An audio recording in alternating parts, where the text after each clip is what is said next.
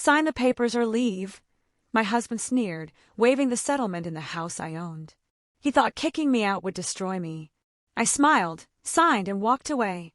12 hours later, his lawyer shouted, "You fool, do you realize what you just did?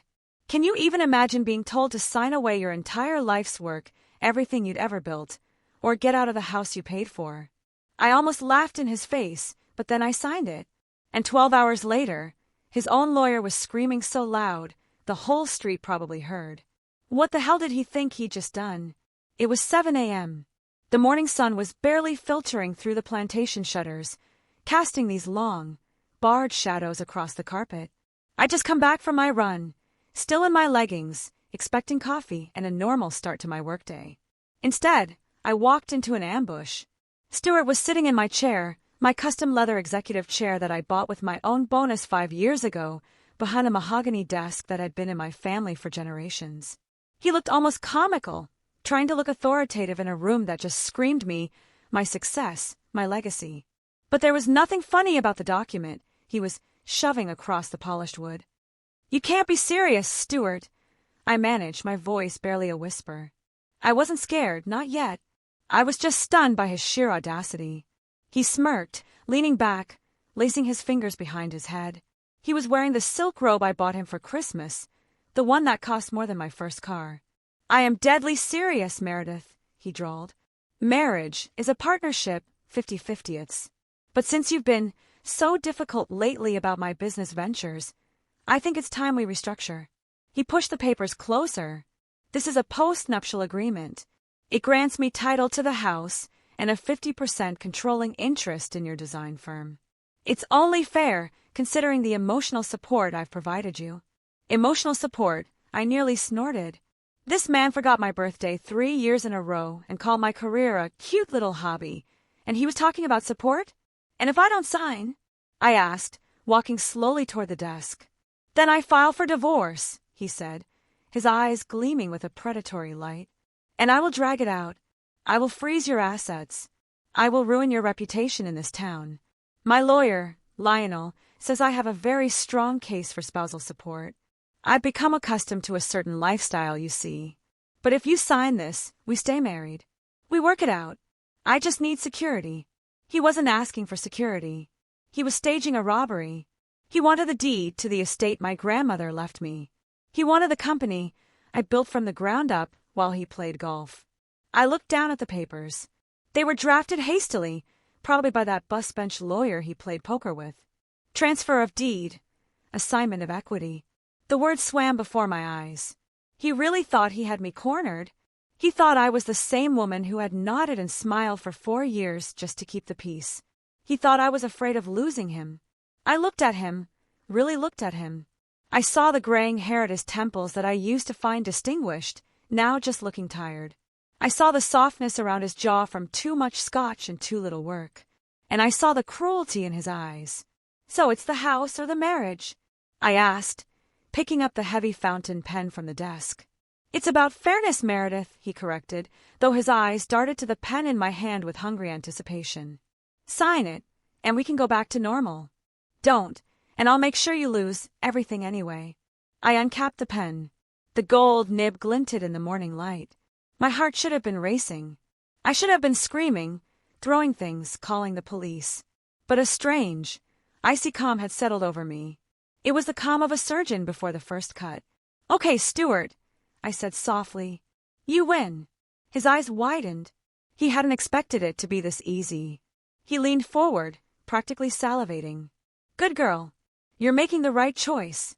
I bent over the desk. I didn't hesitate. I signed my name, Meredith Blackwood, with a flourish on the bottom of the last page. The ink was dark and permanent. "There," I said, capping the pen and setting it down with a deliberate click. Stuart snatched the papers up instantly, scanning the signature as if checking for a trick. "Finally!" he breathed, a look of pure triumph washing over his face. "See, was that so hard?" "No," I said. I reached into my pocket and pulled out my house keys.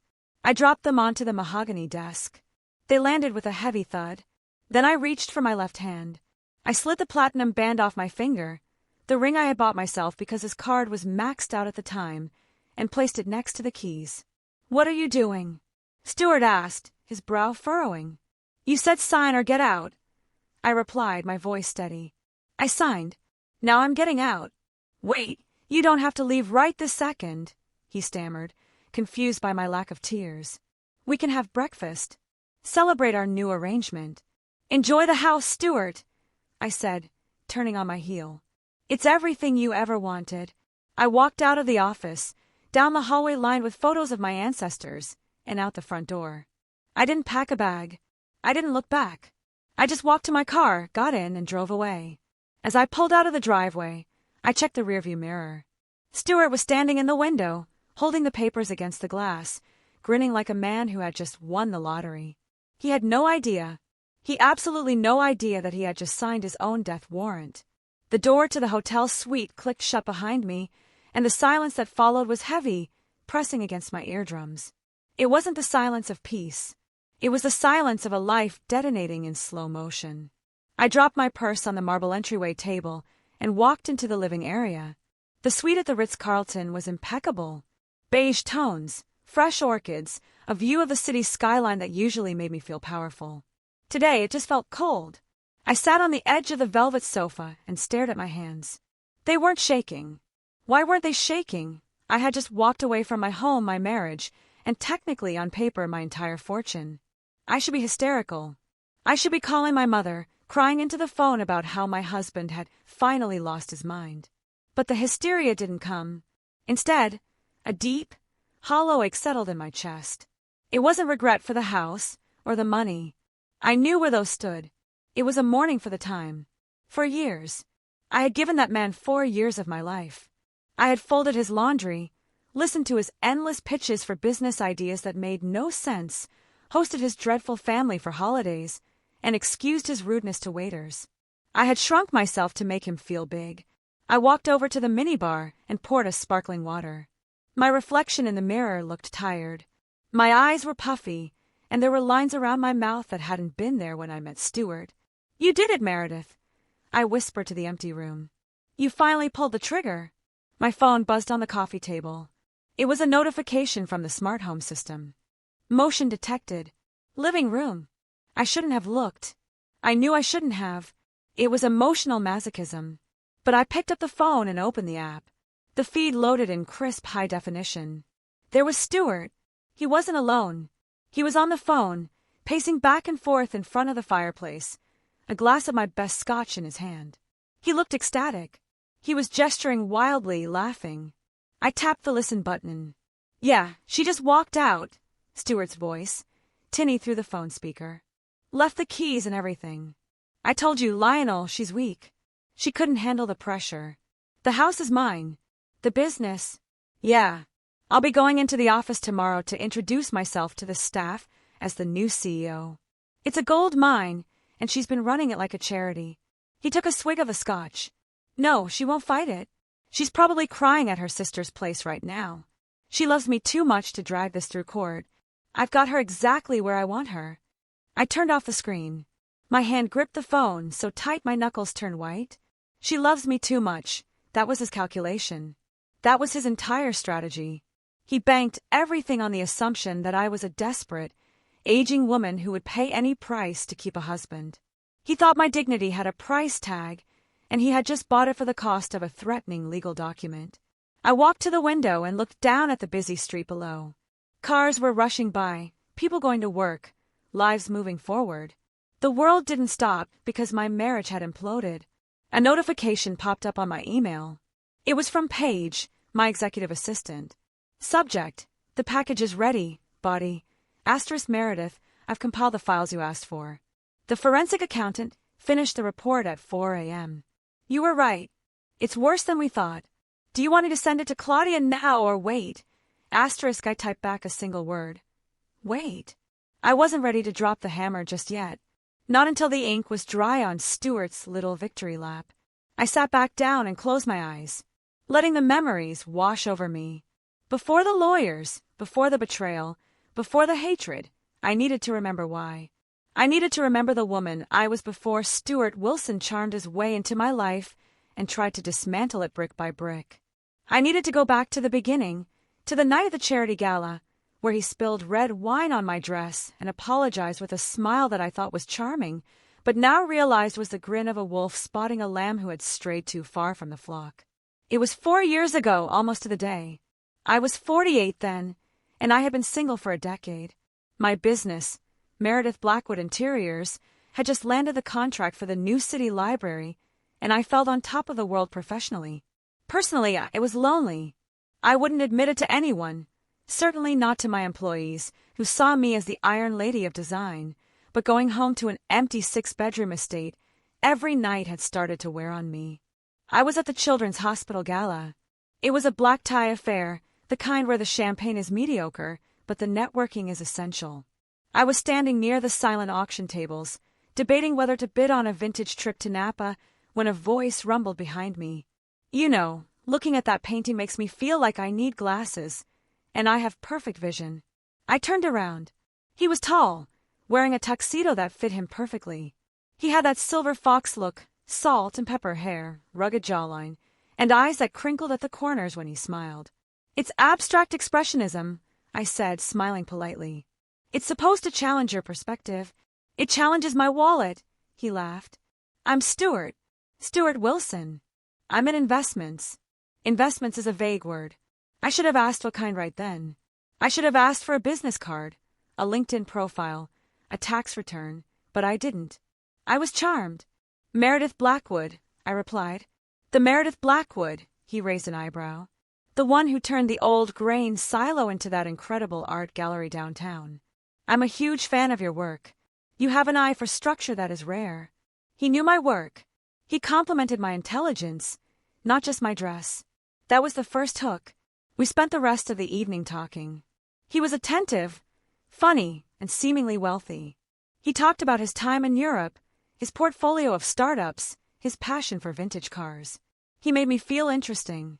He made me feel seen. When the check came for our drinks at the hotel bar later, he patted his pockets with a look of mock horror. Oh God, I must have left my wallet in my other jacket. I changed so quickly for this event. Meredith, I am mortified. It's fine, I said, handing the bartender my black card. It's just drinks. No, it's not fine, he insisted, grabbing my hand. His skin was warm. I owe you dinner tomorrow night. The French place on 4th. Please, let me make it up to you. I agreed. Of course I agreed. The next 3 months were a whirlwind. It's what psychologists call love bombing. But at the time, it just felt like a fairy tale. Flowers sent to my office every Monday. Weekend trips to the coast where he drove my convertible because his Jaguar was in the shop.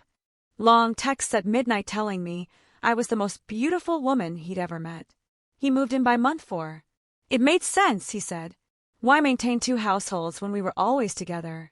He was between leases anyway, looking for the perfect penthouse. I want to take care of you, Meredith, he told me one night, sitting on my patio, drinking my wine. You've worked so hard. You deserve a partner who carries the load. Carries the load. The irony is so sharp it could cut glass. I remember one specific afternoon, about 6 months into the relationship. We were discussing finances, or rather I was trying to. I mentioned setting up a meeting with my financial advisor to discuss merging some accounts for household expenses. Stuart's face darkened just for a second. A flash of irritation that vanished as quickly as it appeared. Baby, why do we need to involve lawyers and accountants? Doesn't that kill the romance? I trust you. Don't you trust me? I do, but I have assets, Meredith, he said, his voice dropping to a hurt whisper. I have stocks, crypto, offshore holdings, but right now they're tied up in a liquidity event. Once that clears, I'm going to buy you a villa in Tuscany. I promise. Until then, can't we just be us? He made me feel cheap for asking. He made me feel like a gold digger for worrying about my own fortune. So I stopped asking. I let him use the secondary credit card for groceries, which quickly turned into charges for designer suits and golf clubs. I let him redecorate his home office on my dime because he needed an environment conducive to high-level trading. I ignored the red flags because I wanted the fantasy to be real. I wanted to be the power couple he described. I didn't see that I was the power, and he was just the couple. And then he introduced me to his family. That was when the fantasy began to crack, revealing the rot underneath. If Stuart was a leech, his mother Lorraine and his sister Darla were the swamp he crawled out of. I met them 2 weeks after our quick courthouse wedding. Stuart had insisted on a small ceremony. Just us, baby. I don't need a spectacle, which I later realized was to prevent any of his creditors or ex-partners from finding him. But once the ring was on his finger, the family appeared like vultures, sensing a fresh kill. They arrived for a weekend visit that lasted a month. Lorraine was a woman in her 70s who wore too much leopard print and smoked slim cigarettes on my non-smoking lanai. Darla was in her 30s, divorced twice, with a perpetual sneer and a story about how the world had wronged her. "So this is the place," Darla said when she walked into the foyer, dropping her bags on my antique Persian rug. She didn't say hello. She just spun around, assessing the square footage like a real estate appraiser. "Must be nice to have old money. Some of us actually have to work." "I work very hard, Darla," I said, forcing a smile. "I run a company, actually." "Right." "Decorating," she scoffed. "Picking out pillows." Stuart laughed. He actually laughed. Now, Darla, Meredith is very talented. She picked out this whole house, didn't she?" They settled in, and the nightmare began. My house, my sanctuary, became a hostel. The refrigerator was raided nightly. My expensive face creams appeared in the guest bathroom, half empty. One evening, over dinner, a roast I had paid the caterer to prepare because Lorraine complained that my cooking was too healthy, the topic of money finally came up explicitly. "Stuart tells me you're not helping Darla with her situation," Lorraine said, stabbing a potato with her fork. I put down my wine glass. "I'm sorry." "What situation?" "Her car, Meredith." Stuart chided, reaching for the wine bottle. "I told you. Her transmission blew. She can't get to her job interviews." Darla didn't have job interviews. Darla spent her days scrolling Facebook and complaining about her ex-husbands. "I didn't know," I said. "How much is the repair?" "Oh, it's totaled," Darla said through a mouthful of beef. "I need a new one." "Stuart said you guys were looking at getting a new SUV. I could just take the BMW. Asterisk my BMW. My X5 that I use for client meetings. Asterisk, I am not giving away my car," I said, my voice rising. Stuart put a hand on my arm. A heavy, silencing grip. "Honey, don't be selfish. We have 3 cars. You hardly drive the convertible in winter. Family helps family. That's what I love about you, your generosity." He did it right there at the table. He weaponized my own virtue against me. If I said no, I was the stingy rich, which looking down on his poor, struggling family.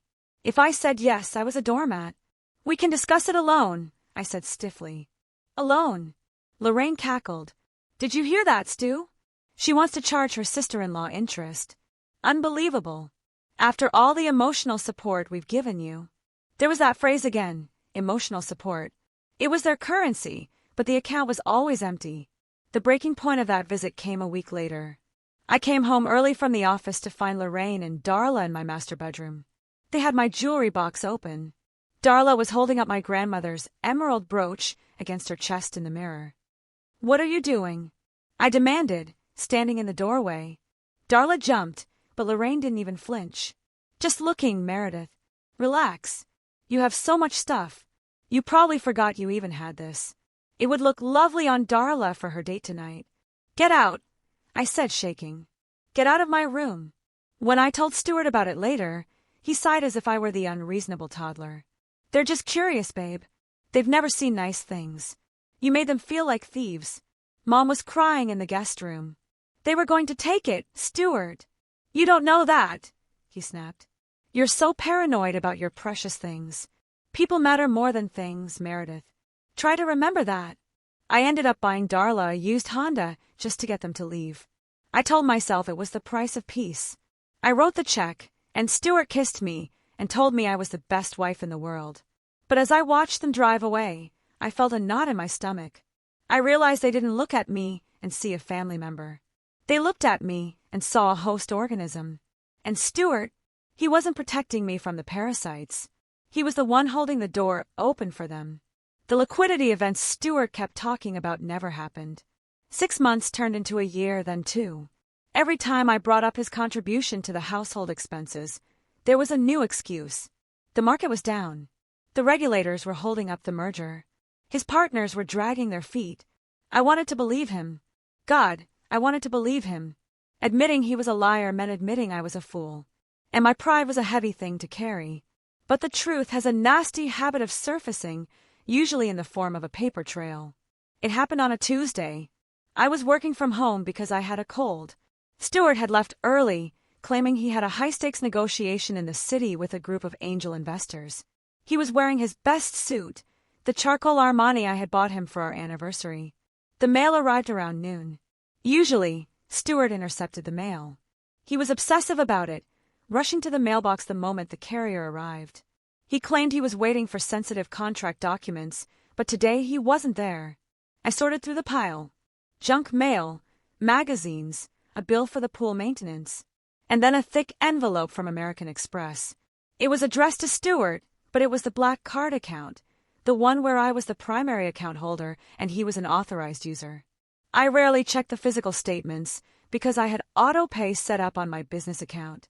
And frankly, I was too busy running a multi-million-dollar company to micromanage his grocery spending. But the envelope felt heavy, too heavy for groceries. I took a letter opener and slit the top. I pulled out the statement. It was 6 pages long. I sat down at the kitchen island, my tea forgotten. My eyes scanned the lines and my breath hitched in my throat. The Sapphire Club, Las Vegas $4 $200, Caesar's Palace Suite, $1, 800, Rolex Boutique, $12, 500, Delta Airlines First Class, 2 tickets, $3, 400. The dates didn't match his stories. The Las Vegas charge was from a weekend when he said he was at a spiritual retreat in Sedona with no cell service. The Rolex charge was from 3 days ago, my birthday, when he had given me a card and said his gift was on backorder. And the airline tickets, 2 tickets to Miami for next weekend. I felt sick, not the cold sick, but a deep, visceral nausea. I went to my computer and logged into the banking portal. I dug deeper. I looked at the cash withdrawals. $500 here, $800 there, ATM fees at casinos, ATM fees at nightclubs. Then I looked at his business deposits. There were none. 0. In 2 years of marriage, Stewart Wilson had contributed exactly 0 to our joint account. I had been funding a playboy lifestyle for a man who claimed to be an empire builder. I heard the garage door open. Stewart was home early. I scrambled to shove the papers back into the envelope, but then I stopped. Why was I hiding? I was the victim here. I left the statement spread out on the marble counter. Stewart walked in, loosening his tie. He looked flushed. Happy Meredith. Great news. The meeting was a home run. They're talking about a 7-figure injection by next quarter. He stopped when he saw me. He saw the papers. He saw my face. What's that? He asked, his smile faltering slightly. This, I said, pointing to the line item for the Rolex, is your 7-figure injection, Stewart. Who is it for? Because it certainly isn't on my wrist. He froze for a split second. I saw the panic, but then the mask slid back into place. He sighed, a sound of immense disappointment. You open my mail? That's a federal crime, Meredith. It's my account. I shouted, slamming my hand on the counter. I pay the bill. Who did you go to Vegas with? Who are you going to Miami with? He walked over to the fridge and grabbed a water, taking his time. Gaslighting requires patience, and he was a master. The Rolex is an investment piece, Meredith. I bought it to flip it. You have to spend money to make money. And Vegas, that was a bachelor party for a potential client.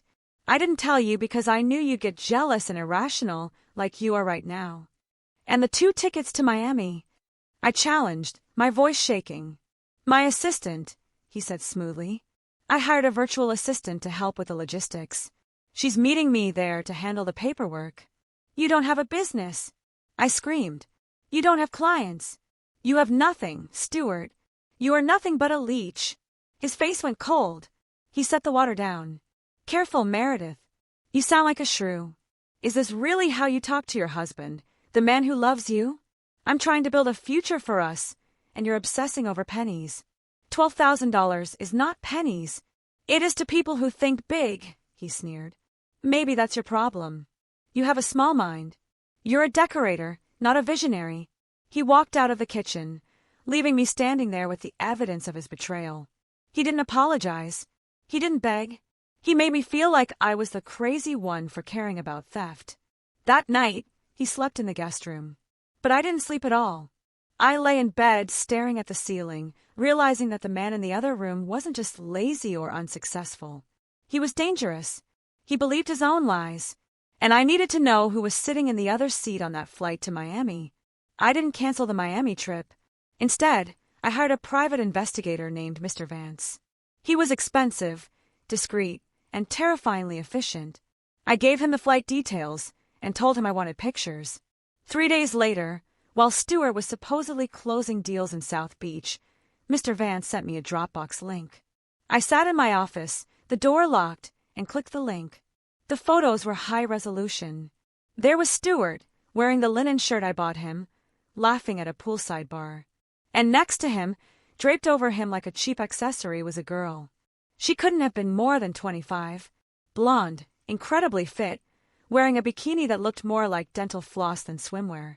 Subject: Tiffany Miller, age 24. Personal trainer at Ironclad Gym. Current residence: a studio apartment in the Garment District. Rent is 3 months overdue. I scrolled through the photos. They were drinking champagne. They were kissing.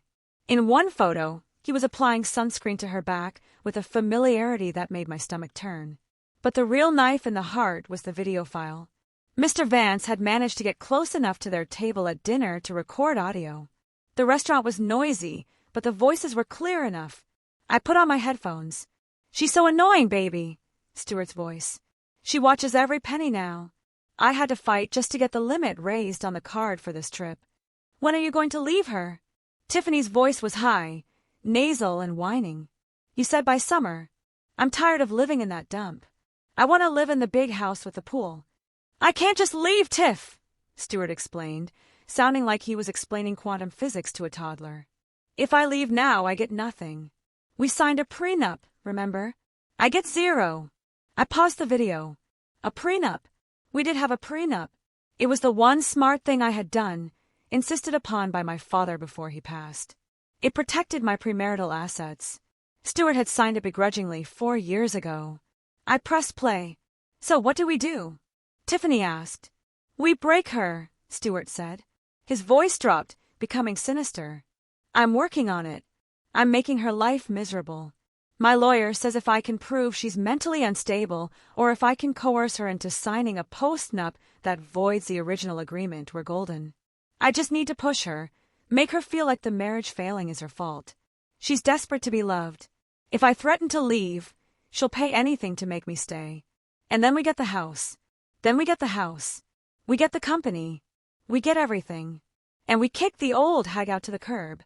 I ripped the headphones off my head and threw them across the room. Old hag, break her, coerce her. I couldn't breathe. The air in the room felt too thin. I stood up and walked to the window, pressing my forehead against the cool glass. For 4 years, I thought I was in a marriage with a man who was just irresponsible and a bit selfish. But this was predation. I wasn't a wife to him. I was a target. He was literally plotting to drive me insane, or desperate enough to sign away my life's work so he could move his gym rat mistress into my grandmother's estate. I looked at my reflection in the glass. I saw the tears streaming down my face. But beneath the tears, I saw something else. I saw the woman who had built a business empire in a male-dominated industry. I saw the woman who had navigated recessions, difficult clients, and contract disputes. Stewart thought I was weak. He thought I was a desperate, aging woman who would do anything for a scrap of affection. He was about to find out that the old hag knew how to fight. I wiped my face. I picked up the phone. I didn't call Stewart. I didn't scream at him. I dialed a number I hadn't used in years. "Claudia," I said when the voice on the other end answered. "It's Meredith. I need you. And I need you to be the shark everyone says you are." "Meredith." Claudia's voice was warm but sharp. "Is everything okay?" "No," I said, my voice hardening into steel. "My husband is trying to steal my estate. I want to destroy him legally, financially, and completely. When can we meet?" Claudia Vance was not just a divorce lawyer. She was a force of nature in a Chanel suit. Her office was on the 40th floor, overlooking the city, and she charged $900 an hour.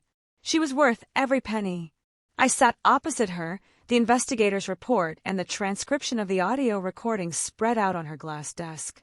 Claudia read through them in silence, her expression unreadable behind her designer glasses. Occasionally, she would circle something with a red pen. Finally, she looked up. "He's an amateur," she stated flatly. "A greedy, stupid amateur. But amateurs can be dangerous because they don't know the rules." "He wants me to sign a post-nup," I said. "He told his mistress he's going to pressure me into voiding the prenup." "Of course he is," Claudia leaned back.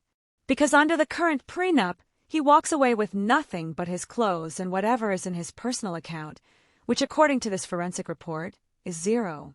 He needs you to voluntarily give him the assets. So I just say no. We could." Claudia tapped her pen on the desk. "We could file for divorce today on grounds of adultery. We have the proof. You'd win. He'd get kicked out." "That's not enough," I cut in. The anger flared in my chest again. "Claudia, he humiliated me. He brought his family into my home to steal from me. He spent my money on her. He called me an old hag and plotted to break me mentally. I don't just want a divorce. I want him to hurt. I want him to feel the panic I felt when I saw those bank statements." Claudia smiled. It was a terrifying smile. "I was hoping you'd say that." She pulled a file from her drawer. "Do you remember 2 years ago when you reorganized your business structure? You moved the house and the majority of your liquid assets into the Blackwood Family Trust." "Yes," I nodded. "For tax purposes. And do you remember," she continued, "that because Stuart was your spouse, we needed him to sign a waiver acknowledging that those assets were moving into a trust where you were the sole beneficiary? He signed a stack of papers that day," I recalled. "He didn't read any of them. He was too busy playing Angry Birds on his phone." "Exactly." Claudia's eyes gleamed. "He signed a spousal waiver of interest. Basically, he formally acknowledged, with a notary present, that the house and the company are trust property, not marital property. He has zero claim to them. None. Even if you burn the prenup, the trust protects them. He doesn't know that," I realized. "He thinks the house is still in my name. He thinks he's a legal genius because he watches Suits. He's a scofflaw," Claudia scoffed. "Now, here is the beautiful part. If he attempts to claim ownership of trust property, knowing he has waived his rights, he is committing fraud. But we need him to commit to the act. We need him to demand the specific assets he has already waived. He's going to present me with a post-nup," I said, seeing the plan form. "He's going to list the house and the company. If you sign a document giving him the house," Claudia said slowly, "you are essentially giving him nothing because you personally don't own the house. The trust does. You can't give away what you don't hold title to as an individual. His document will be worthless, but he will think he won," I whispered. "He will think he won," Claudia agreed. "And he will act on it. He will try to take possession. He might try to sell it or borrow against it. And the moment he tries to exercise ownership over trust assets, that's when we nail him, not just for divorce, but for attempted fraud and extortion." She slid a piece of paper toward me. "This is the plan. It requires you to be an actress, Meredith. You have to let him think his plan is working. You have to let him bully you. You have to let him present those papers. And then I sign them." I finished the sentence. "You sign them," Claudia nodded. "And you walk away. You give him the rope. And we let him hang himself." I looked at the city below. It was a risky game. It required me to endure his cruelty for a little while longer. But the thought of the look on his face, the look when he realized he had played himself, was too sweet to resist. "Draw it up," I said. "I'm ready to put on the performance of a lifetime." The week leading up to the ultimatum was the longest of my life. I had to live with a man I despised, share a bed with a man who smelled like another woman's cheap perfume, and pretend I was falling apart. I stopped wearing makeup. I let the house get a little messy. I would accidentally leave bills on the counter and then cry when he asked about them. "I'm just so stressed, Stuart," I sobbed one evening over a burnt dinner. "I feel like I'm losing control of everything. The business is hard. The house is too much work." He ate it up. He would rub my back with fake sympathy and say, "Maybe you need to simplify, babe. Let me take some of the burden." We need to secure our future so you can relax. I also planted the bait. I left a folder on my desk labeled Asset Valuation 2024. Inside, I put documents, fake ones, showing that the house had appreciated to $4 million and the business had liquid cash reserves of $2 million. I saw him checking the folder when he thought I was in the shower.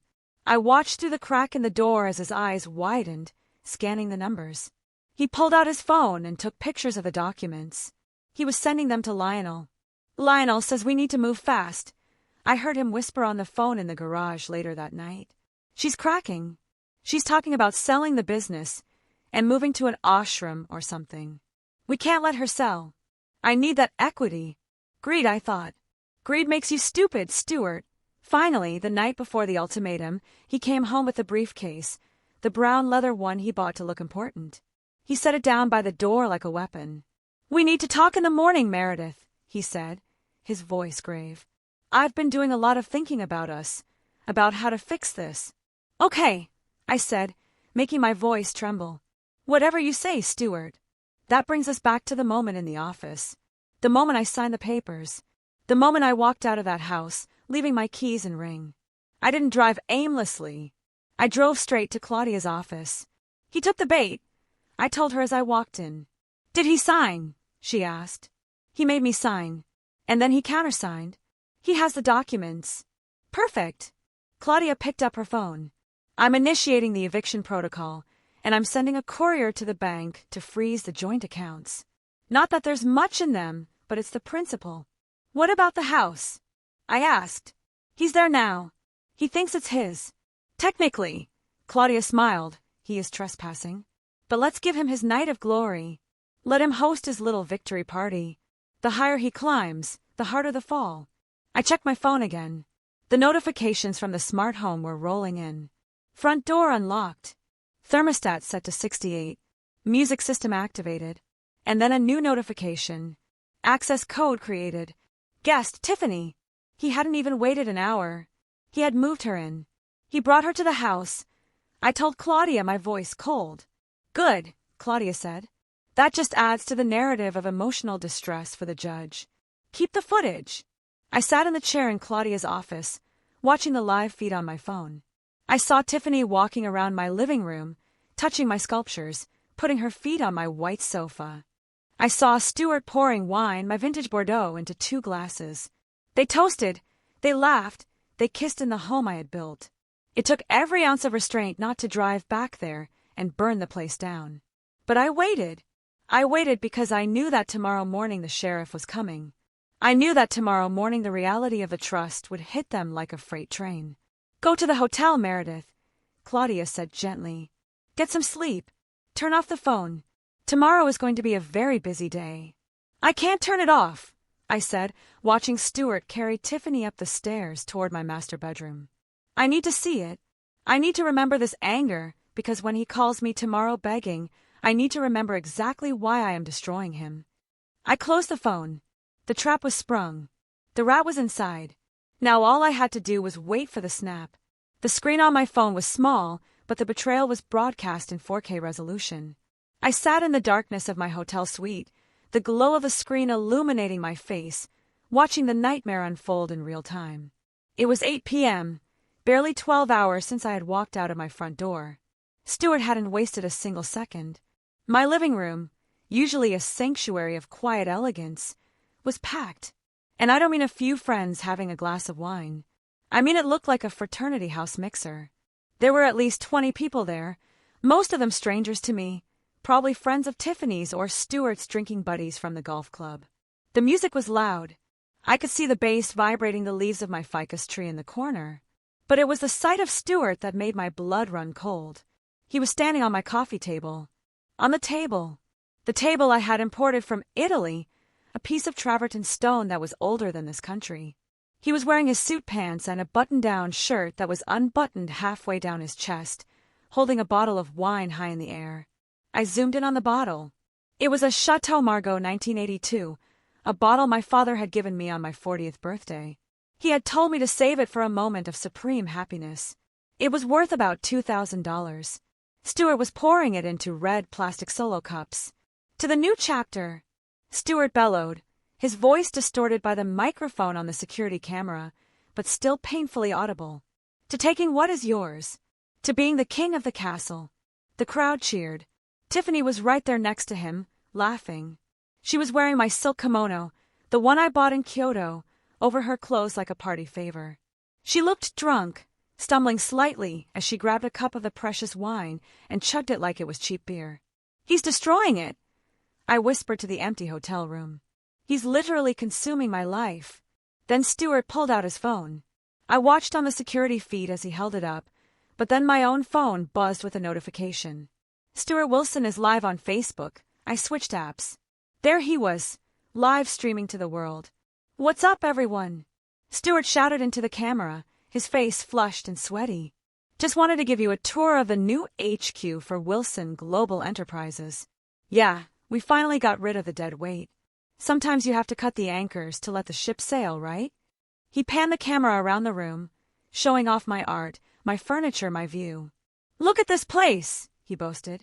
This is what happens when you have vision. My ex, well, soon-to-be ex, she didn't get it.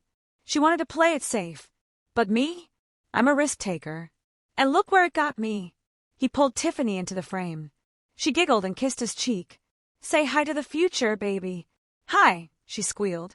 We're going to redo the kitchen, right, Stu? All this wood is so old-fashioned. Whatever you want, babe, Stewart promised. It's our house now. Comments were rolling in on the live stream. Most were from his sycophantic friends. Congrats, bro.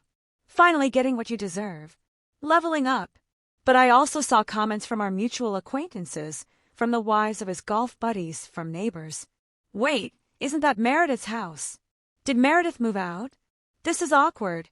He was documenting his own demise. He was creating public, time-stamped evidence of his looting. Every sip of that wine, every unauthorized guest, every claim of ownership was another nail in his legal coffin. I felt a vibration of pure rage starting in my toes and working its way up. It wasn't the sad, heavy grief of the morning. It was a hot, sharp, energizing anger. He wasn't just stealing. He was mocking. He was dancing on the grave of our marriage before the body was even cold. He climbed down from the table, nearly knocking over a Ming vase. All right, listen up, he shouted to the room. The pool is open. Who wants to swim? A roar of approval went up. I watched as people started stripping down to their underwear, running toward the sliding glass doors that led to my pool area. I closed the app. I couldn't watch them defile the water. I stood up and walked to the desk in the hotel room. I had been waiting. I had been hesitating, perhaps out of some lingering sense of mercy, or maybe just shock. But mercy was gone now. The sight of that 1982 Margaux being poured into a solo cup had killed the last shred of empathy I had for Stewart Wilson. I opened my laptop. Ideally, I would have waited until morning to start the financial execution. But Stewart wanted to play king of the castle tonight. Fine. Let's see how the king rules when the treasury is empty. I cracked my knuckles, opened the spreadsheet page I'd prepared, and logged into the administration portal for my life. It was time to turn off the lights. The laptop screen glowed with the cold, blue light of vengeance. I had laid out everything in a systematic order, a digital firing squad ready to execute Stewart's lifestyle. I wasn't just angry. I was methodical. This is what Stewart never understood about me. He thought my success was luck or inheritance. He didn't understand that I built a company because I understood logistics. I understood leverage, and I understood details. Step 1, the credit cards. I logged into the American Express corporate portal. There it was, Stewart's supplementary card. The balance was currently sitting at $14,200, just for this month. I clicked on the card number. Status active. Action suspend. Reason, lost/stolen. I didn't just want it declined. I wanted it flagged. The next time he tried to swipe it, I wanted the merchant to look at him like a criminal. I clicked confirm. Status suspended. Next, the joint checking account. This was the account he used to pay his business expenses, which were really just lunches and golf fees. I transferred the entire balance, which was mostly my money anyway, into my personal savings account, leaving exactly $5, just enough to keep the account open so he could see the emptiness. Then came the services. I pulled up the BMW leasing portal. The lease was in my name, with Stuart listed as the primary driver. He had missed the last 2 payments, which I usually covered without telling him to avoid the late fees. Not today. I called the after-hours support line for the leasing company. I have platinum status with them, so a human answered immediately. "This is Meredith Blackwood," I said, my voice calm. "I'm looking at the lease for the X7. I'd like to report unauthorized possession. The vehicle is no longer in my custody, and the driver is refusing to return it. I am terminating the lease effective immediately. Please initiate the repossession protocol." "Certainly, Ms. Blackwood. Since the vehicle has GPS tracking, we can dispatch a recovery team within the hour. Do we have your permission to retrieve it from the driveway?" "You have my enthusiastic permission," I said. "And please don't ring the doorbell. Just take it." Step 4. The utilities. This was the pettiest move, and I savored it. The electricity and water were essential, and legally I couldn't cut those off instantly without a process. But the luxuries? I logged into the cable and internet provider. Cancel service. I logged into the streaming services. Netflix, HBO, Hulu, Spotify. Change password. I logged into the wine cellar climate control app, system off. And finally, the smart home hub. I watched the security feed one last time. The party was in full swing. Stuart was by the pool, laughing with a drink in his hand. The music was blasting. I opened the smart home admin panel. I had administrator privileges. Stuart only had guest access, though he didn't know it. I changed the master code. I deleted Stuart's iPhone from the authorized devices list. I deleted the new guest Tiffany code he had just created. Then I looked at the scene settings. I created a new scene titled Closing Time. Action 1. Turn off all interior lights. Action 2. Lock all exterior doors. Action 3. Set thermostat to 85 degrees. Action 4. Turn off pool heater and pump. Action 5. Activate intruder alert voice warning. Silent alarm to police disabled for now, just the internal audio. I hovered my mouse over the activate button. My heart was pounding, not with fear, but with adrenaline. This was it. The moment I stopped being the victim. The moment I took back control. He wanted the house. He could have the house. But he was about to find out that the house was a machine. And I held the remote. I pressed the button. On the screen, the lights in the house instantly went black. The music cut out. I saw heads turn. I saw phone flashlights click on. I saw confusion. And then on the banking tab, a notification popped up. A transaction attempted. Domino's Pizza $4.150. Status: declined. Another attempt. Status: declined. I sat back in my hotel chair, letting out a breath I felt like I'd been holding for 4 years. The silence in the hotel room was no longer heavy. It was the silence of a judge's gavel hitting the sound block. If you have listened this far, please like the video and comment the number 1 below, so I know that you are amazing and I understand that you are accompanying me throughout this journey. Your help is a huge encouragement, cheering me on. Comment number 1, so I can recognize you. And now listen to me continue telling my story. I closed the laptop. The show was over for tonight. But tomorrow morning, that was when the real fireworks would begin. Morning broke with a brilliant, cruel sunshine that I knew was currently baking the interior of my house. I had set the thermostat to 85 degrees last night, and with the windows likely closed to keep the noise in, it would be a sauna by now. I woke up at 6:30 a.m. at the Ritz, feeling rested for the first time in months. I ordered a full breakfast, eggs Benedict, fresh fruit, and a large pot of coffee. I ate it slowly, savoring every bite, imagining the scene unfolding across town. At 7:15 a.m., my phone began to blow up. First, it was a text from Mrs. Higgins, my neighbor across the street. She was the neighborhood watch captain and had eyes like a hawk. Meredith, dear, are you okay? A tow truck just took the BMW out of the driveway. It looked very official. Also, there are trash cans knocked over everywhere. I smiled and texted back. I'm fine, Martha. Just doing some spring cleaning. Keep watching. Then the calls from Stuart started. 7:20 a.m. missed call. 7:22 a.m. missed call. 7:25 a.m. missed call. I let them go to voicemail. I wanted him to marinate in his confusion. At 7:30, a text from Stuart came through. Asterisk text, internet is down. Power is acting weird. AC is broken. Need the password for the router. Also, where is the car? Did you take it for a service? Asterisk, he still didn't get it. He still thought these were accidents. He thought I was just at my sister's cooling off. He couldn't conceive of a world where I would actually strike back. I imagined him standing in the kitchen, hungover, a headache splitting his skull. He would be reaching for the coffee maker, my Jura Z10, that cost $4,000. He would press the button for a double espresso to cure his hangover, but he wouldn't get coffee because I had locked the machine through the app. The screen would just say, "User not authorized." The pettiness of denying him caffeine felt incredibly satisfying. At 8 a.m., the panic set in. He tried to order breakfast. I got the notification from Uber Eats on my iPad, which was still logged into the family account. Asterisk, order failed. Payment method declined. Asterisk, he tried to switch to the backup card. Asterisk, order failed. Payment method declined. Asterisk, then a voicemail. I played it on speaker while I finished my tea. "Meredith, pick up the phone." Stuart's voice was ragged, panic edging into the anger. "The cards aren't working.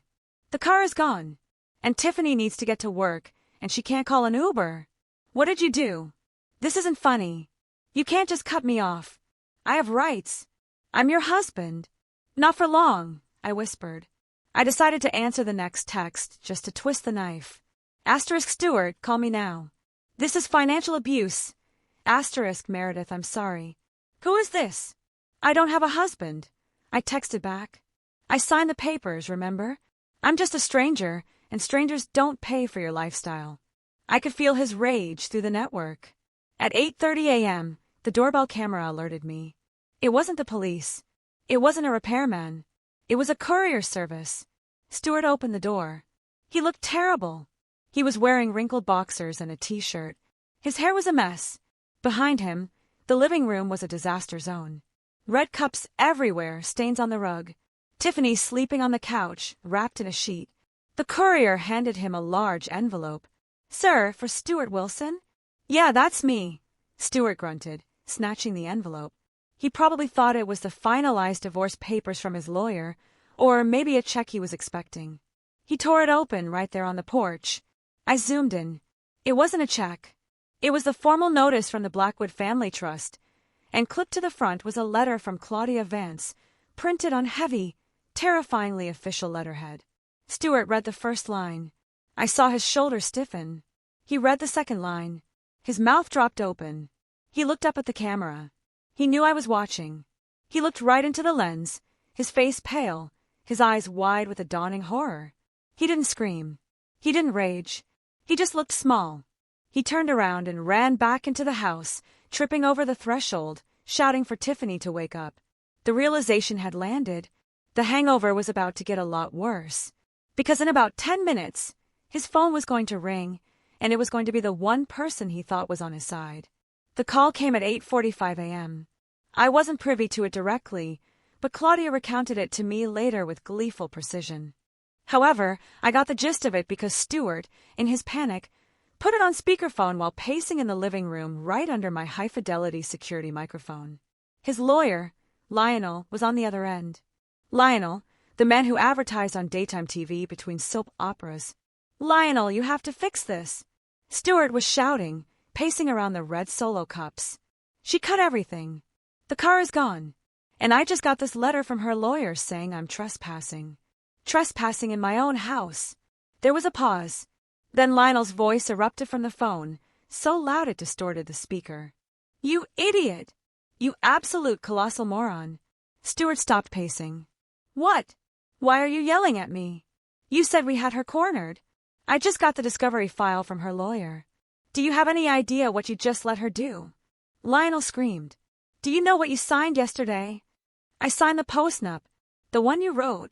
Stuart stammered, looking at Tiffany, who was now sitting up, looking terrified. "It gives me the house." "It gives you nothing." Lionel roared. "The house isn't hers, Stuart. The house belongs to the Blackwood Family Trust. The company belongs to the trust. She doesn't own them individually, so she can't sign them over to you." "I don't understand," Stuart mumbled, sinking onto the sofa. "What does that mean?" It means you forced her to sign a document transferring ownership of an asset you already waived rights to 2 years ago. Lionel was hyperventilating. Her lawyer sent me the waiver you signed. You acknowledged the trust. And now, by forcing her to sign this transfer under threat of divorce, you have officially committed documentary fraud. You attempted to extort a trust asset. That is a felony, Stewart. A felony. Stewart's face went gray. But she signed it. She agreed. She baited you. Lionel shrieked. She handed you a loaded gun, pointed it at your head, and you pulled the trigger. Her lawyer is talking about pressing charges for extortion and fraud. They have recordings, Stewart. They have texts. They have the video of you live streaming from the house claiming ownership. You confessed on Facebook Live. Fix it, Stewart begged, his voice cracking. Just tell them it was a mistake. Tell them I didn't know. I can't fix a felony. Lionel yelled. I'm dropping you as a client. I am not losing my license because you decided to play tycoon with a shark like Meredith Blackwood. You are on your own. My advice, get out of that house right now before the cops show up. Click, the line went dead. The silence in the living room was absolute. The only sound was the hum of the refrigerator and Tiffany's shallow breathing. Stewart dropped the phone. It clattered onto the hardwood floor. He looked at Tiffany. He looked at her. He dropped me, Stewart whispered. Tiffany stood up, pulling the sheet tighter around her. What does that mean, Stu? Do we get the house or not? Stewart looked at her, and for the first time, I saw the hate in his eyes. Not for me, but for her. For the distraction, for the greed that she had fueled. There is no house, Stewart said, his voice hollow. It's a trust. It was never hers to give. So you're broke? Tiffany asked, her voice losing all its softness. Like actually broke? I'm worse than broke. Stewart laughed, a manic, high-pitched sound. I'm about to be arrested. He stood up and ran his hands through his hair. We have to go. Lionel said to leave. We have to pack. Tiffany took a step back.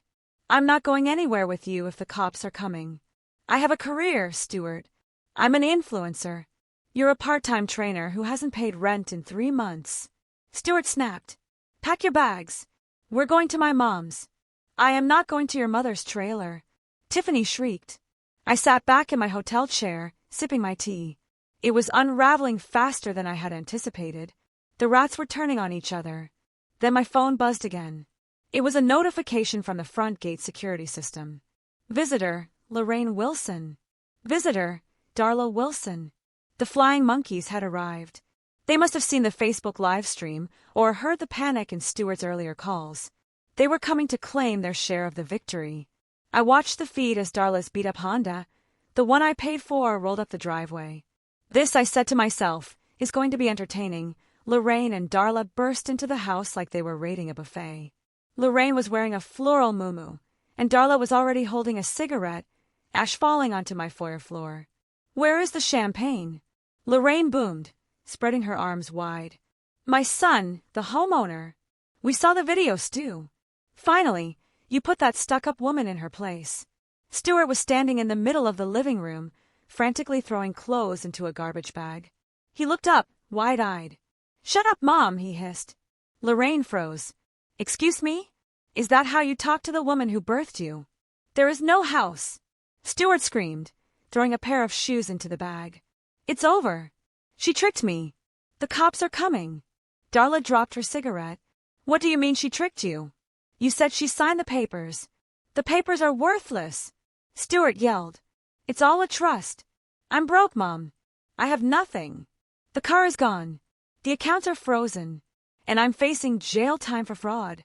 The transformation on Lorraine's face was instantaneous.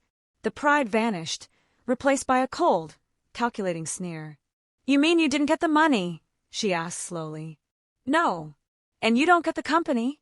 No. Lorraine looked at Darla. I told you he would screw it up. He never had the head for business. Mom. Stewart looked betrayed. I need help. I need a place to stay. Can we come to your place? Just for a few weeks until I sort this out. Lorraine looked at Tiffany, who was frantically texting on the sofa. I don't have room for you and your whore. Hey! Tiffany shouted. And I certainly don't have room for a son who is going to bring the police to my doorstep, Lorraine sniffed. I run a respectable bingo night. I can't have felons sleeping on my couch. You're abandoning me? Stewart asked, his voice breaking. After everything I gave you? I bought Darla that car. I paid off your gambling debts.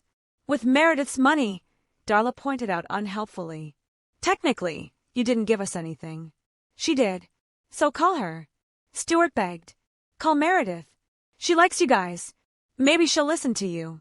Tell her I'm having a breakdown. Tell her to call off the lawyers. Lorraine hesitated. She pulled out her phone. I watched on my screen as my own phone started ringing. Call her, Lorraine Wilson. I stared at it. I let it ring. Then I blocked the number. On the screen, Lorraine looked at her phone, annoyed. She sent me to voicemail. Well, that's rude. Tiffany snapped. She blocked you, you old bat. Tiffany stood up, holding one of my Louis Vuitton tote bags. It looked stuffed. Where are you going?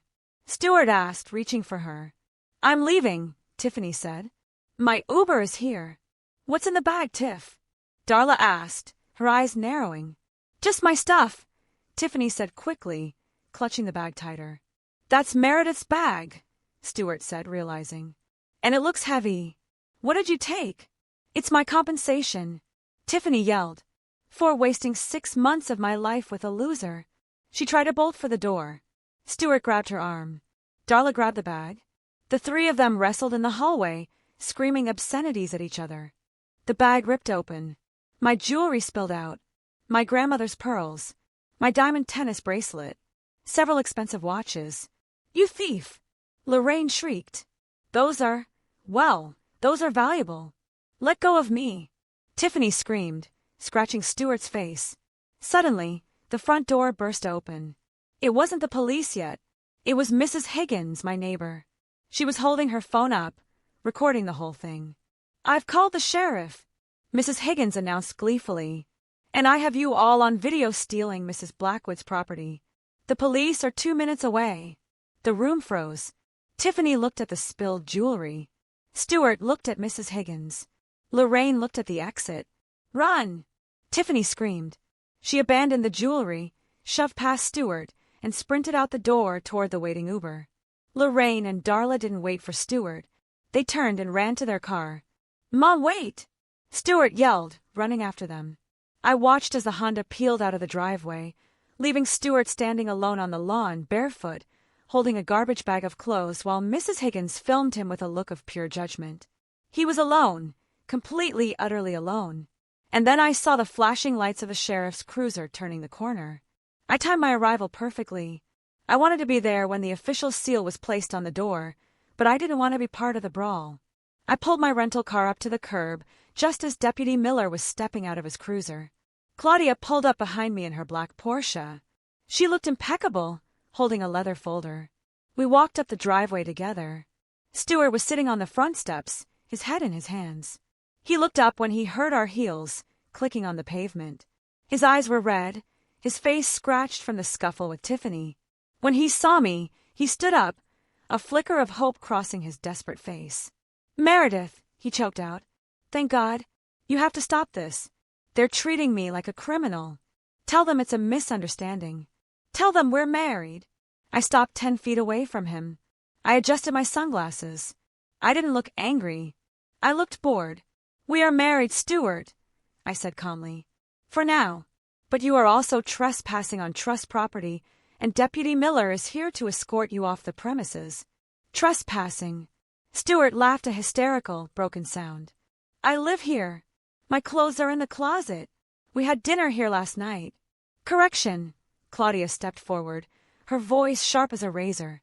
You broke into a property managed by the Blackwood Family Trust. You have no lease. You have no deed. You have no rights. She handed the deputy a file. Officer, here is the restraining order granted by Judge Harmon this morning, citing domestic disturbance, attempted fraud, and theft. Also included is the eviction notice effective immediately. Deputy Miller nodded. He was a stern man who had known my father. He looked at Stewart with undisguised contempt. Mr. Wilson, the deputy said, you have 30 minutes to collect your personal essentials. That means clothes and toiletries. No electronics. No valuables, no furniture. Then you need to vacate the property. If you return, you will be arrested. Where am I supposed to go? Stuart cried, looking at me. Meredith, please. I have nowhere. My mom left me. Tiffany stole from me. My cards don't work. That sounds like a you problem, I said. He took a step toward me. I'm your husband. I loved you. I got lost. I got scared about our future. Please, baby. Let's just talk inside. Just us. We can fix this. He was trying the charm. The puppy dog eyes. The soft voice that used to make me melt. Now it just made me nauseous. You didn't love me, Stuart, I said, my voice steady and loud enough for the neighbors to hear. You loved the lifestyle I provided. You loved the safety. And yesterday, when you thought you had stripped me of everything, you didn't offer to fix it. You told me to get out. I took a step closer, removing my sunglasses so he could see my eyes. You said, sign or get out. I signed. Now it's your turn. Get out. Stuart stared at me. He looked for the weakness, the hesitation. He found none. He slumped. The fight went out of him. He turned and walked into the house, Deputy Miller trailing close behind him to ensure he didn't steal the silverware. I stood on the lawn. Mrs. Higgins was still on her porch. She gave me a thumbs up. I gave her a small, tired wave. 30 minutes later, Stuart emerged. He was carrying 2 garbage bags and a box of protein powder. That was it. 4 years of marriage reduced to trash bags. Here, I said, tossing something onto the grass at his feet. He looked down. It was a prepaid burner phone. Your cell service is terminated, I said. This has 60 minutes on it. Use it to call a shelter or a friend. Don't call me. He looked at the phone, then at me. You planned this. You planned this whole thing. I prepared. I corrected. You plotted. There's a difference. I'll get a lawyer, he spat, trying to muster one last shred of dignity. I'll sue you for half. You already have a lawyer, Claudia smiled. Oh, wait. Lionel quit, didn't he? Good luck finding another one who will take a fraud case on a contingency basis. Deputy Miller stepped forward. Time to go, Mr. Wilson. Move along. Stuart picked up his bags. He began the long walk down the driveway. He didn't have a car. He didn't have a ride. He just started walking down the street, dragging his bags as the neighbors watched from their windows. I watched him go until he turned the corner. Are you okay? Claudia asked, touching my arm. I took a deep breath. The air smelled like freshly cut grass and victory. I'm better than okay, I said. I'm free. The image of Stuart Wilson walking down the street of our exclusive gated community, dragging black garbage bags like a hobo, became instant folklore in our town. I didn't watch it personally. I went inside to inspect the damage, but the video footage provided by the community security cameras and Mrs. Higgins's Facebook page painted a vivid picture. He walked for 2 miles. He tried to hail a cab, but none stopped. He sat on a bus bench. Ironically, one that had an advertisement for Lionel's law firm on it, and made a call on the burner phone I gave him. I later learned he called his brother in Ohio. His brother hung up on him. He called his golf buddy Mike. Mike told him he couldn't get involved. Finally, a rusty pickup truck pulled up. It was his mother, Lorraine. She had come back, not out of love, but probably because she realized he was her only retirement plan, failed as he was. The footage showed Lorraine screaming at him as he threw his bags into the truck bed. She slapped the back of his head as he got into the passenger seat. They drove off in a cloud of exhaust smoke. Back inside the house, the reality of the violation hit me.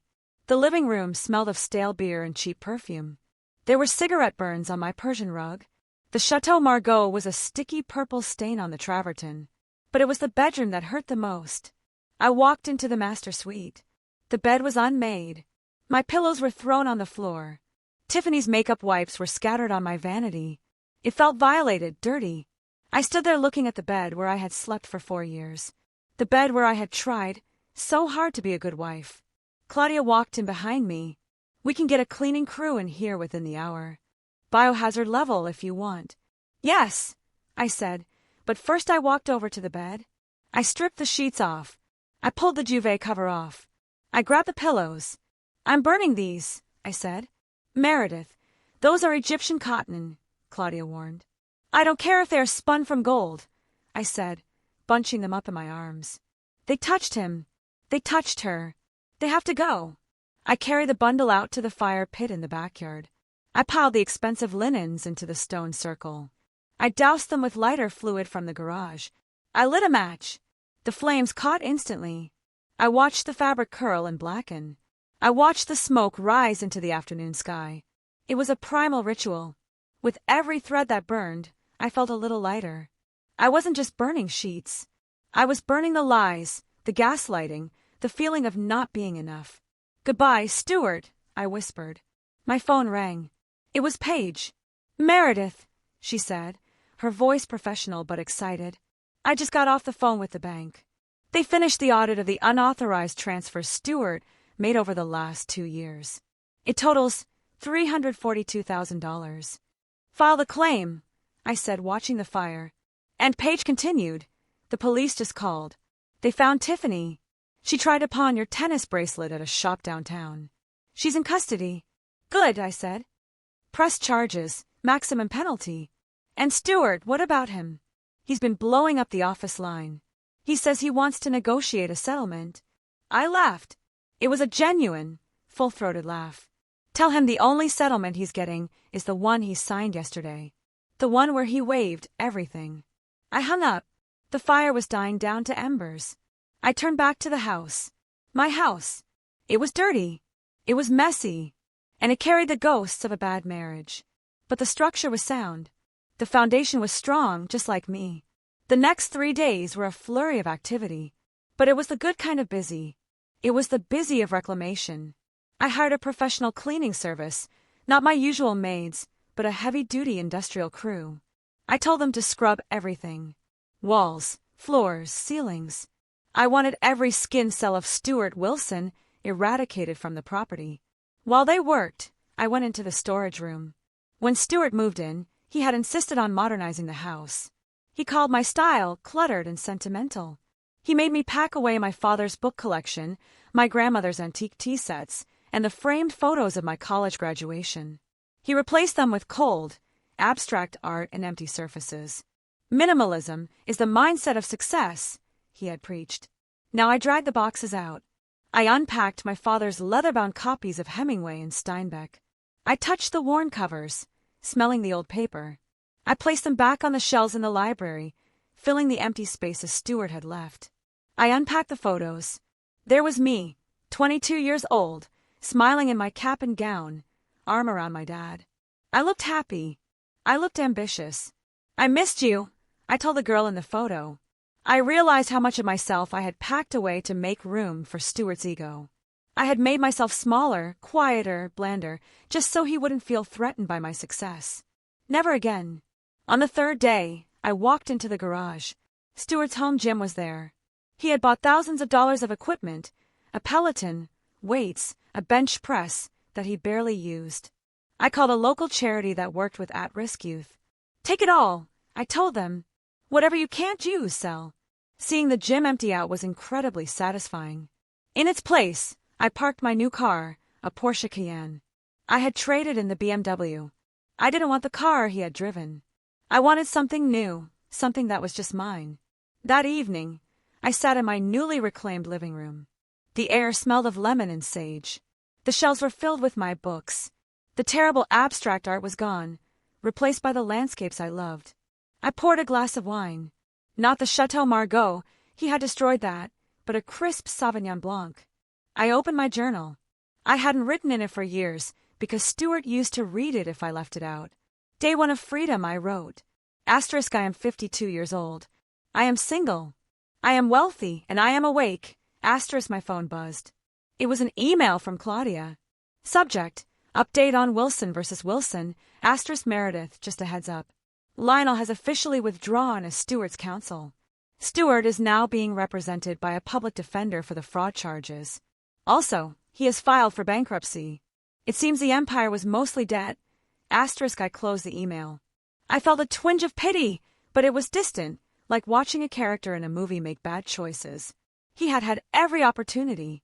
He had a wife who supported him, a home that was safe, a life that was comfortable. But he got greedy. He wanted the golden goose. So he cut it open, only to find there was nothing inside but his own reflection. I took a sip of wine. The house was quiet. No TV blaring sports, no complaints about the food, no gaslighting. It was the most beautiful sound I had ever heard. 6 months later, I stood in the back of a courtroom, wearing a suit that cost more than Stewart's car if he had won. I didn't have to be there. The divorce had been finalized weeks ago via mediation, which Stewart attended via Zoom from his mother's kitchen table. But today was the hearing for the fraud charges and the civil suit I had filed for the restitution of the stolen funds. Stewart was sitting at the defendant's table. He looked diminished. He had lost weight, but not in a healthy way. His suit was ill-fitting, likely bought at a thrift store. His hair, once perfectly styled, was thinning and dull. He didn't see me at first. He was too busy arguing with his public defender in a hushed, frantic whisper. The judge, a no-nonsense woman named Judge Patterson, entered. "Mr. Wilson," she began, looking over her glasses. "We have reviewed the evidence, the bank records, the video footage, the signed documents. It is the opinion of this court that you engaged in a systematic pattern of financial deception." Stewart stood up. "Your Honor, I was just borrowing the funds. I intended to pay it back. My wife, my ex-wife, she misunderstood. You spent $342,000 on luxury items, travel, and a mistress, while contributing nothing to the marital estate." The judge read from the file. "You then attempted to coerce Miss Blackwood into signing over trust assets through intimidation. That is not a misunderstanding, sir. That is predation." The gavel banged, making him jump. "Judgment is found in favor of the plaintiff. You are ordered to pay restitution in the amount of $342,000. Additionally, regarding the criminal charge of attempted fraud, you are sentenced to 500 hours of community service and 3 years of probation. Any violation will result in immediate incarceration." Stewart slumped. "I can't pay that. I have no job. I have no money." "Then I suggest you get a job, Mr. Wilson," the judge said coldly. "Garnishments will be applied to any future wages." As the bailiff led him out to process his probation paperwork, he finally saw me. He stopped. The room fell silent. He looked at me with a mixture of hatred and longing. I think in his twisted mind, he still thought he could talk his way out of it. "Meredith," he said. I didn't say anything. I just looked at him. I looked at the man who had called me an old hag, the man who had planned to break me. "Are you happy?" he asked, his voice bitter. "You ruined my life." I stepped forward, my heels clicking on the floor. "I didn't ruin your life, Stewart," I said, my voice calm and carrying across the room. "I just stopped paying for it." I turned and walked out of the courtroom. Outside, the air was crisp. It was autumn. The leaves were turning gold. Tiffany had taken a plea deal. She pleaded guilty to petty theft and received probation. She had moved back to her hometown in Ohio. Her Instagram account had been deleted after the internet found out what she did. Stewart was living in his mother's basement, working part-time at a car wash. And me. My company had just had its best quarter in history. I had launched a new line of home decor. And I had a date tonight. Not with a man, but with myself. A cooking class in Italy. I was leaving tomorrow for a month in Tuscany. The trip Stewart had promised me, but never delivered. I was going alone and I couldn't wait. The night before I left for Italy, I hosted a party. It wasn't a networking event. It wasn't a gala. It was a dinner party for the people who had stood by me when the walls were crumbling. The dining room table was set with my grandmother's china. The candles were lit. Claudia was there, laughing with a glass of champagne. Paige was there, having been promoted to vice president of operations. Mrs. Higgins was there, telling the story of the great trash bag walk of shame for the 10th time, adding more dramatic flair with each retelling. And Mr. Vance, the private investigator, stopped by for a drink. "To Meredith!" Claudia raised her glass. The woman who proved that the best revenge is not just living well, but living free. "Hear, hear!" Everyone cheered. I looked around the table. These were people who respected me, not for my money, but for my character. "I have a toast," I said, standing up. The room quieted. For a long time, I began looking at the flickering candles. I thought I needed someone to complete the picture of my life. I thought a big house was empty without a husband. I thought success was lonely without a partner. I paused, smiling at my friends. But I learned that the only thing worse than being alone is being with someone who makes you feel alone. I learned that my value isn't negotiable. And I learned that I am pretty terrified of anyone who tries to take my grandmother's house. Laughter rippled through the room. So here's to empty spaces. I raised my glass. Because empty spaces are just room for new beginnings. Here's to the trust. And here's to never, ever signing anything without reading it first. We clinked glasses. The sound was like a bell tolling the start of a new era. After dinner, I walked out onto the terrace. The city lights twinkled below. I thought about Stuart one last time. He was probably sitting in the dark somewhere, blaming the world for his misfortunes. He would never understand. He would never get it. He thought he lost because of a lawyer or a prenup. He lost because he underestimated the quiet strength of a woman who has built her own castle. I took a deep breath of the cool night air. I felt lighter than I had in years. The nightmare was over. The story of Meredith and Stuart was finished. But the story of Meredith Blackwood, that was just beginning. And so, as Meredith's story comes to a close, we're left with a powerful reminder. True strength lies in knowing your worth and refusing to let anyone diminish it. Life will often test us, throwing people in our path who seek to take advantage. But resilience is born not from avoiding hardship, but from rising above it with grace, intelligence, and an unshakable belief in yourself. Meredith's journey teaches us that self-respect is non-negotiable. And sometimes, the bravest thing we can do is walk away from what no longer serves us. She didn't just win. She rebuilt her life on her own terms, proving that even in the face of loss, there's always a path forward. What about you? What lessons did you take away from this story? Or better yet, have you ever had to really fight for what was yours, your peace, your freedom? Tell me what you think. I really want to know in the comments below.